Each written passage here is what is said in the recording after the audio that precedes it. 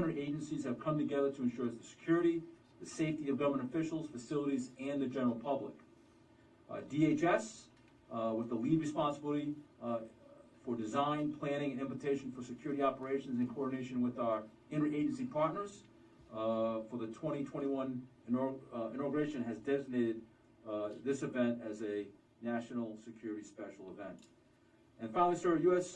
Secret Service assumes the mandated role as the lead federal agency for the design and implementation of the operational security plan. The FBI has the lead responsibility for domestic intelligence, counterterrorism, investigations of crimes, and FEMA has the responsibility for emergency management and consequence management. And so with that, I'm going to pass it to Director Murray of the U.S. Secret Service. Thank you, sir. Thank you, Mr. Vice President. I appreciate the opportunity to talk to you about the extent and the depth of our inaugural security planning. It's been going on for many, many months now. As the Acting Secretary mentioned, this is an NSSE, the 67th. NSSEs are born out of experiences like we all endured back in 1996 down in Atlanta with the bombing there. It was recognized by congressional leadership and then President Clinton that there was a gap in the coordination between federal, state, and local organizations when it came to security planning and crisis response. So in an effort to remedy that situation, there was a bit of legislation, and we wound up with this NSSE model we've been employing for about 22 years now. The Acting Secretary enumerated the three agencies that take the lead here: FEMA, FBI, and Secret Service. And as he mentioned, the Secret Service is mandated to serve as the lead entity for operational security planning, design, coordination, and execution. I think the general public is very familiar with the Secret Service's protective mission when it comes to our protected persons, presidents, vice presidents, foreign heads of state, and so on and so forth. But with NSSEs, we're talking about ensuring the safety and security of everyone: the general public, members of Congress, staff, anybody that's associated with the event. So interesting to point out, and make sure the general public's aware of that. Those three lead agencies get together well before the event takes place. For instance, once one campaign stop ends in the Secret Service, we begin preparing for the next one. That includes getting ready for the next inaugural. So it's fair to say that we've been talking and thinking about this inaugural for more than 3 years now. Last May, those three agencies got together and they stood up what's called an executive steering committee, which serves as a unified command. At that point, they're joined by a number of key agencies here in D.C. Too many to mention, but here in D.C., we're talking about Metropolitan Police Department, U.S. Capitol Police, a number of elements from the Department of Defense, and the list goes on. That unified command then goes ahead and identifies critical areas for the event, and they establish subcommittees to focus on different mission requirements. There's more than 24 for this inaugural. I won't list them all, but probably pertinent of interest would be we have subcommittees regarding civil disturbance, another one regarding crowd management, a separate one concerning airspace security, and the list goes on and on. Those 28 subcommittees report to the Executive Steering Committee. Those are your planners. What's represented there, sir, starting back in May, is more than 100 agencies and many hundreds of professionals in law enforcement, military, and the intelligence field. The Acting Secretary mentioned this is the 67th since 1998. It's also important to note that half of those 67 took place right here in the National Capital Region.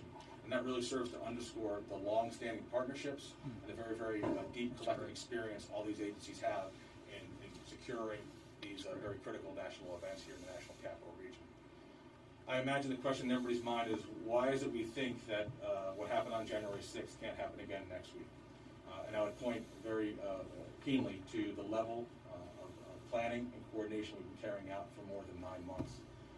We are highly confident in our security plan, but we are always wide-eyed and sober and looking to capitalize on lessons learned. So, of course, we're taking a look at the events next week to ensure that we've covered down. I think another way to answer that question is, what programs and measures do we already have in place that would have prevented something like that from happening? Our perimeter is expansive. It basically covers most of downtown Washington, D.C.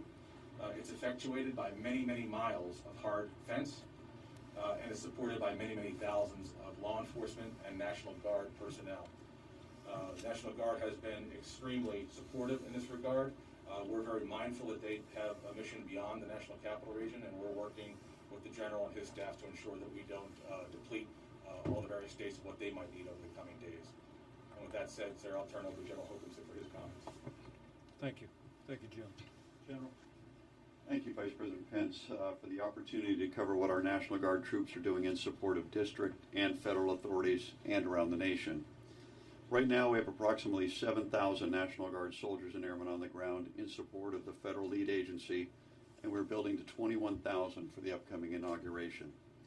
They're under the command and control of Major General William Walker, the Commanding General of the D.C. National Guard, and they're providing security, communications, logistics, and coordination with all supported agencies. For the safety of all involved and in close coordination with the agencies we're supporting, our Guard members are armed and equipped commensurate with the missions they've been asked to do. This is what we do, and we're trained to do it.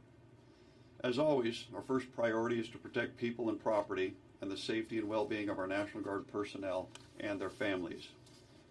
I visit with these men and women every night, and they understand the importance of this mission. They are also proven, prepared, and proud to do their part to ensure a peaceful and safe inauguration of our 46th Commander-in-Chief.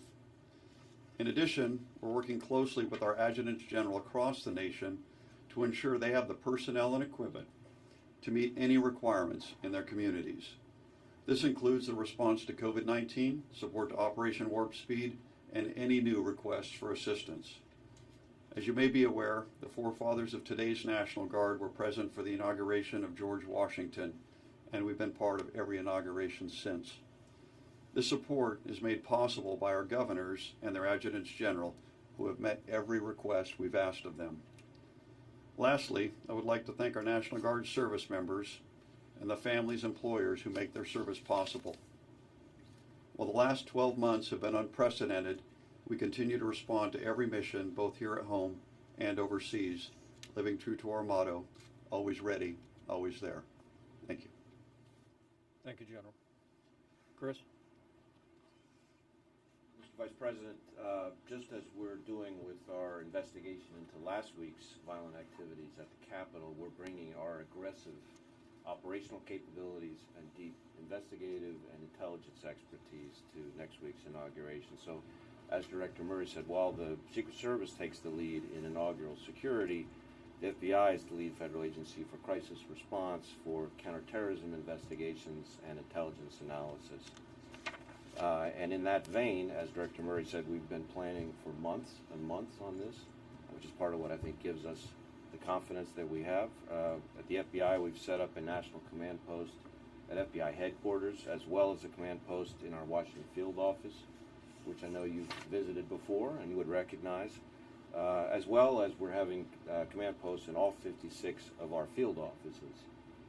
Those command posts bring together personnel, not just from the FBI, but from across the government, to gather intelligence, to assess potential threats, to coordinate investigations, and to surge resources where needed. And they make it possible to share information in real time and allow our personnel to continually update those threat assessments. And those command posts are going to be running 24/7 through the inauguration and in some cases in the days to follow.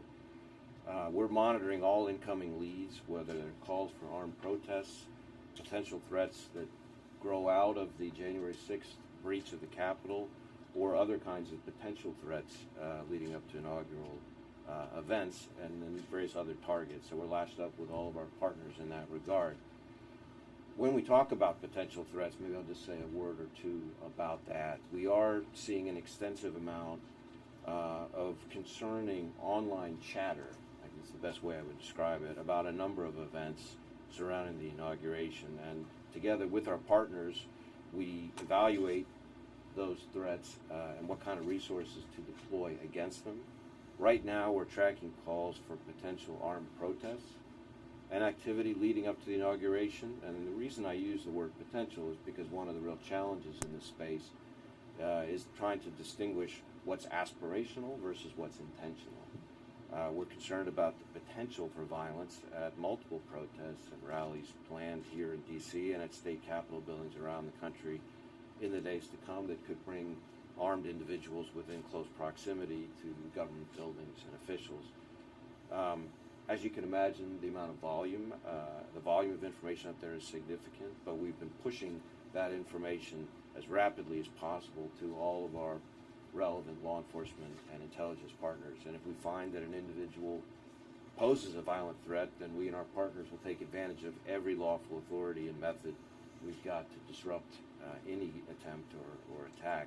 Our posture is aggressive, and it's going to stay that way through the inauguration.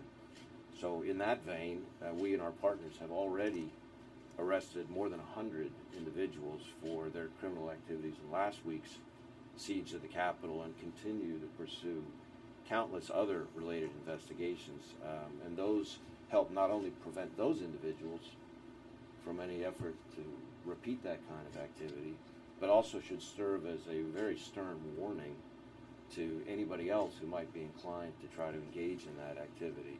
But we're also taking other steps. You know, the American people may not hear about every disruption in the media and may not see the FBI's hand in everything we do, but they should be confident that there's an awful lot of work all across the country going on behind the scenes, out of the spotlight, where we're feeding relevant information to all of our partners so that they can harden targets as appropriate.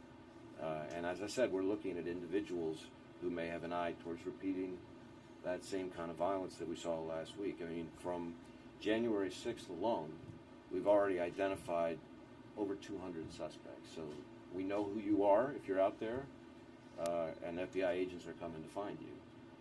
My advice to people who might be inclined to follow in the footsteps of those who engaged in the kind of activity that we saw last week is stay home. Look at what's happening now to the people who were involved in the Capitol siege, wherever they scattered to, whether it was Memphis, Phoenix, Dallas, Honolulu. What they were finding is we've got FBI agents tracking them down and arresting them. And if I were those people, you don't want to be the ones that have FBI agents knocking on your door at 6 a.m. So anybody who plots or attempts violence in the coming week should count on a visit. So together with our partners here in the district and across the country, we're going to be doing everything we can to ensure a smooth transition of power in the days to come. This is a team effort, and I'm really proud of the team that you have assembled here. Well, thank you, Director Wray. Thank you for the FBI's aggressive posture on bringing to justice those who desecrated the seat of our democracy last week, and leaning into investigations about any potential threats surrounding our inauguration.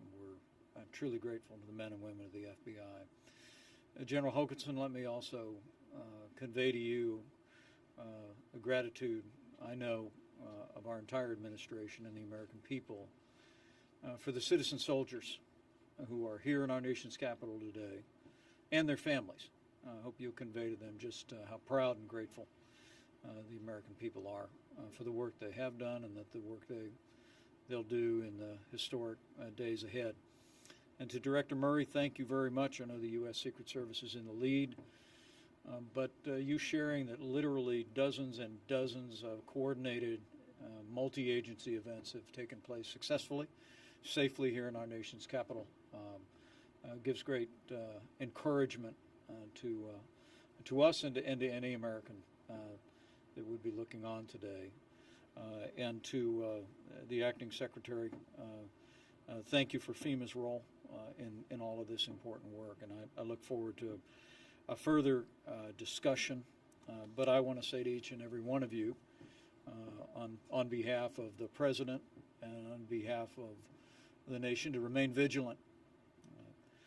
The American people deserve a safe inauguration on January 20th, and I encourage you to convey to all of the members of your teams to continue to lean forward to ensure that we achieve just that.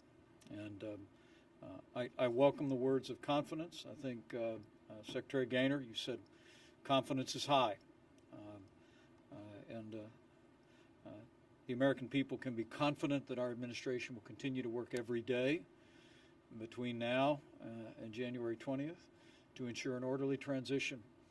And we'll continue to work with all of the agencies represented here and the tens of thousands of men and women that are working around the clock to ensure a safe inauguration for our President-elect, for our Vice President-elect, and for all of the American people. They deserve nothing less. And I thank you for your efforts. Thank you all.